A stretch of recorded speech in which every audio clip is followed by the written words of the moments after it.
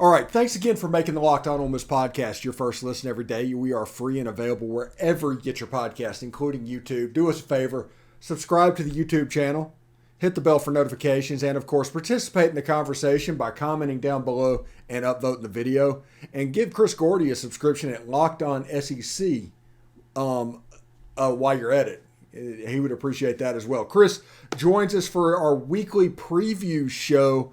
Ole Miss and Bama, this was supposed to be a monster game. It's still a huge game for one team, and another team's kind of just making the best out of a bad situations, but it's not the normal team that we see in this situation. What kind of read do you get off of Alabama right now? A team that's still very good offensively, still very good defensively. They're just not dominant like we're used to Alabama being. And so, people look at them as, they're vulnerable. I mean, to a certain extent. We're talking about a team that lost 2 games, one by a field goal by Tennessee that they got only because Bama missed a game-winning field goal. And then a 2-point conversion where, LSU literally caught it at the goal line. And, if he bobbles that at all, we're talking about Bama winning there. So Bama's literally 2 plays away from being undefeated right now. And we'd be saying, Alabama looks beatable, but they're not. They're undefeated. So I tend to agree with Lane Kiffin's sentiment this week where he was, being asked about is Alabama's dynasty ending? And he's like, look, you go down a 2-point play, it's 50% either way. And then you talk about the field goal, miss at Knoxville, and then Tennessee makes theirs. It's just, it is what it is. But he said, look, I think Kiffin's quote was, dynasties are ending when you're losing by like 21 points and, losing at home and stuff. These are 2 road games they lost that were very, very close. So that said, Bama dynasty ending is not necessarily, the storyline to me. Can Ole Miss hang with Alabama? Yes. If you're an Ole Miss fan, what's encouraging is your strength is running the football. We just saw LSU run the football better than they ever have against a Nick Saban team. LSU averaged 5.4 yards a carry last week. Now, a big part of that was Jaden Daniels' runs on top of their running back runs.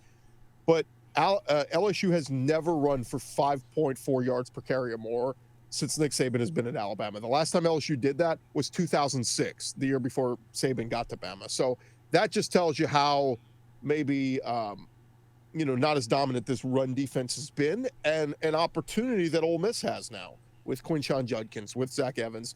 And I think Jackson Dart's legs have to be a part of the game plan after what we just saw Jaden Daniels do. So, yes, the recipe is there. The formula is there. But I think Alabama's going to make some adjustments. I think this is a game. DeMarco Hellams has been a tremendous tackler for them. I think he's been their leading tackler a handful of games already. But I think this is a game where Henry To'oTo'o, Jaden Moody, those guys are going to have to come up big, or Jalen Moody, rather. They're going to have to play a big part in coming up, stopping the run. And the interior ID line, Stephen, for the first time in a while, is not super scary for Alabama. They've always had guys in there. I think Jaheim Otis is going to be really good down the line. He's a freshman. And DJ Dale, as that senior, he's had some nice moments, but just not consistently. And so that's where I say, we're going to find out early. If Ole Miss can come out and set the tone and they're getting big gains and I say big gains, 4, 5, 6 yards a clip for Judkins and Evans and those guys, and they go down and score a touchdown by mostly running the football, it's going to be a long day for Alabama. So I'm really curious to see how they come out early. But one other thing I'll throw in, I think Lane learned his lesson from last year to get your popcorn ready and then going for it on all those 4th downs. Look, punting is it's not something to be afraid of, Lane. There are times when you need to punt. And I think the inconsistency we've seen from this Alabama offense in the last couple of weeks, and I know the Ole Miss defense has not been as good in recent weeks as they were earlier in the year, but I still would take my chances. If you can punt and pin Bryce Young and Bama back behind their own 20, I would take that instead of trying to be, but we're at midfield and it's 4th and 2, let's go for it. No, man, punt it, play it safe. Don't be overly aggressive, because I thought that's what shot Ole Miss in the foot a year ago. Yeah, I agree with that. I think against Alabama, I did a show earlier this week about it.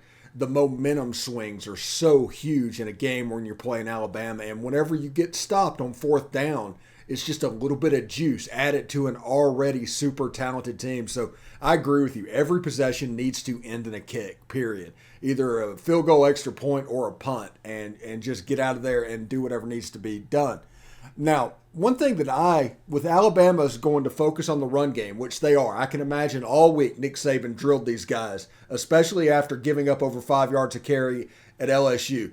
They are really honed in on the run. So I think this is actually an impressively big game for Malik Heath, for Jonathan Mingo, for Jordan Watkins, those guys, because the RPO twist that Ole Miss hasn't really done, this could be a game that pops open because Alabama's going to be flying up to try and stop the run, flying up to get Ole Miss behind the chains. So they have a chance to do something in this game. What do you think? Yeah, I think you're right. And we saw from, obviously Alabama's secondary has struggled at times. I think Kool-Aid McKinstry's done a pretty good job this year, but Eli Ricks, he had a really good game against Mississippi State, and we saw him struggle a little bit last week against LSU. Now, maybe part of that is, he's returning back to where he played before, and maybe there was a little bit of something in the back of his head there, and he was maybe playing too aggressively or whatever. But you're right. I mean, I don't, can Alabama cover your receivers one-on-one? We've seen Heath, had the big game against LSU. Mingo's had those big games in spots. Obviously, A&M, he had a nice day with Vanderbilt, was the monumental record-setting day he had. But, yeah, look, Jackson Dart is going to be the key to this game. If everybody talks about Judkins and Evans and all that, it's got to be Jackson Dart has got to play a good game, a good sound game. No turnovers, keeping drives alive with his feet. But he's going to have to make throws, especially if Bama's loading up the box and saying, we're not letting you run on us. So, yeah, simple to say. I think it's hard. He's got to play fundamentally sound and play well for Ole Miss to have a chance. Yeah, absolutely. This is the game that Jackson Dart was recruited for. This is the reason you went and got him. If it wasn't for this game, Luke Altmaier would be the quarterback right now. This was the game that he was recruited for. Now, what are we missing this weekend that we haven't really thought of? We've almost covered this from every angle. What am I missing about this game that I need to know? I think Alabama's offensive line is not very good. It was one of my big concerns coming in the offseason. I like Dalcourt. I like Ekiyor. I had some questions about the left side of that line. They bring in Tyler Steen from Vanderbilt. It's just not as dominant as we're used to Alabama. We're used to, they snap the ball and those big hog mollies up front are just pushing you back 2-3 yards already down the field. And that to me has been, something that I've looked at and like, okay, what's going on here with Alabama? Why are they not as dominant? I just think they're not as good. And so when you take that into account, is Tavius Robinson, Jared Ivey, is this a game where some of those guys can get the push and get to Bryce Young? And that's what was so amazing last week with LSU. They basically put Harold Perkins, the linebacker who they did against Ole Miss. They put him as a spy on Jackson Dart, and that whole second half, Lane Kiffin said he was the difference maker. All last week against Alabama, Harold Perkins was a spy on Bryce Young, and Bryce, one, wasn't able to tuck and run it, but two, was pressured and forced to make throws before he wanted to, and was inaccurate on a lot of throws.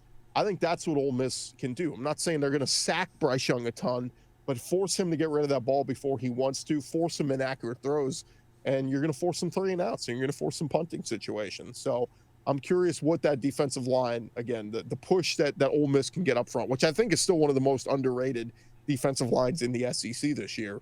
What kind of push can they get up front on this Alabama O-line that's not been what we're used to? Yeah, J.J. Pegues has a chance to be a really impact player from that nose guard position, pushing the offensive line back to Bryce Young. I agree with that as well. Now, let's move on to the game Saturday. How do you expect this to go, and what do you think it's going to look like, and what's your game prediction for the game? Yeah, I think the crowd can play a part. The key to playing Alabama, and this is always the toughest part for teams when they play them, is when you get into the red zone, you have to capitalize. You have to get touchdowns. Field goals do not beat Alabama. If Ole Miss gets has a couple early drives, they get into Alabama territory and they're having to settle for field goals. It's a death knell because Alabama says we'll trade touchdowns for field goals all day. They're going to have guys that are going to get loose. They're going to have guys that are running behind you, and suddenly you look up and there goes Ja'Cory Brooks running behind your DB or something. So I think Alabama's going to score touchdowns on this Ole Miss secondary. So to me, you got to come out, you got to capitalize, set the tone. If Ole Miss gets the ball first, man, go right down the field, score a touchdown, and send a message to Alabama. Hey, we're here. We're not going away.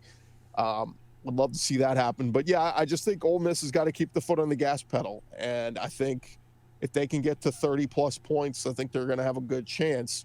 And they just need their defense to come up with a couple of stops. So, if I'm being the ultimate optimist, if Ole Miss wins this game, I think it's something like 34-31.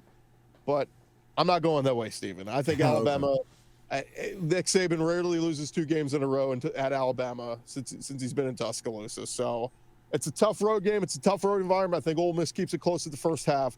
I think Alabama runs away in the second half, and I think they win something like 42-30. Okay.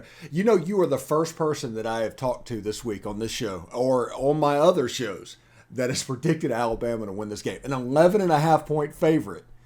It was one of those things. I tell people, when I was on Twitter, I said, this is starting to scare me a little bit because this is starting to become a little bit too much of a consensus. So thank you very much for that, Chris. And now maybe we can... Loves the rat poison out there, right? I mean, it's eat it up. Yeah, and Paul Feinbaum is providing that in spades this week. It's absolutely ridiculous. But that said, look, this is a big game for Lane. He came to Ole Miss to try to beat Nick Saban. He wants to break through. He wants that feather in his cap, and they're getting close. I mean, last year felt like they were there, and then that game got out of hand so quickly. This is at home. This is in Oxford. Alabama is vulnerable. This would be the time to get him if he could. Is Lane's team up to the challenge? We're going to find out. But again, I got to default to Saban. It's hard to catch him off guard 2 weeks in a row. I feel like Alabama bounces back this week. Yeah, and before I let you go, I do want to mention, if LSU were to drop a game against Arkansas or Texas A&M, which one do you think is the best opportunity for that to happen?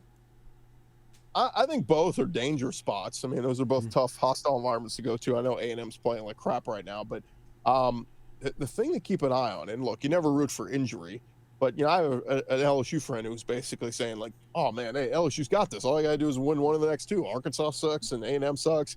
And I kept saying, injuries happen. If Jaden Daniels goes down and you got to rely on, Garrett Nussmeier to go in and win games in Fayetteville and in College Station, it's going to be a tough ask of that guy. So, that's all it would take is that to happen. Ole Miss wins this weekend, and man, you guys would be rooting like heck for A&M to close out the season against LSU, and Ole Miss can sneak and find their way into Atlanta. So yeah, a lot's still on the line. Nothing's been decided yet, but if I had to pick one, I would say LSU losing in Fayetteville this Saturday is not out of the question. Although I'm hearing KJ Jefferson's not 100%. He's going to give it a go. He's going to play.